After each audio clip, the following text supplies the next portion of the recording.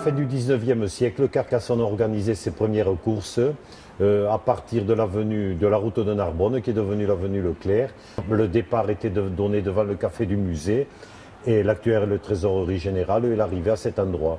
Le 2 juin, très exactement 1934, est l'inauguration du nouveau vélodrome de la Pépinière, sous la municipalité de Albert Thomé. Et ensuite, malheureusement, donc, nous avons la période sombre que tout le monde connaît, où pour diverses raisons, le cyclisme carcassonnais a été mis un peu en sommeil.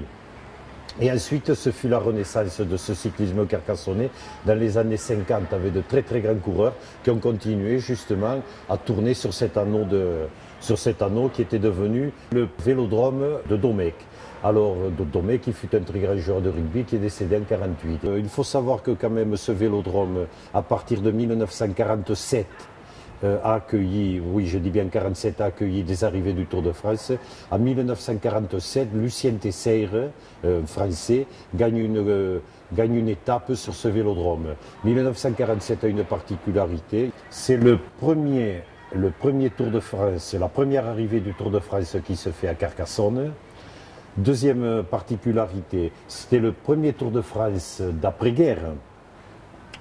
Troisième particularité, c'est que le vainqueur au final, Jean Robic, a gagné le Tour sans avoir porté une seule fois le maillot jaune, puisqu'il gagne le Tour dans la dernière étape. Et la quatrième particularité, c'est que le lendemain, l'étape Carcassonne-Luchon fut gagnée par Bourlon, André Bourlon, qui détient toujours le record de la plus longue échappée qu'il y a eu dans le Tour de France. Il est parti dès le départ de Carcassonne, il est arrivé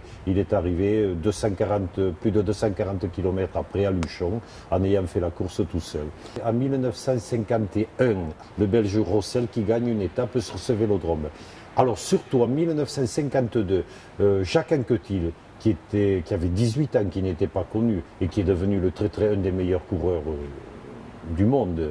Jacques Anquetil, à 18 ans, est devenu sur ce vélodrome champion de France amateur, après s'être échappé dans la côte de Cavanac. Toujours sur ce vélodrome, 1963, Jean Stablinski gagne une étape.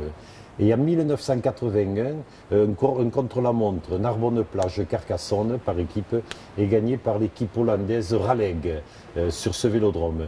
Donc à partir de là, de 1981, il n'y a plus d'arrivée sur cette piste. Les arrivées se sont faites sur les divers boulevards de la ville.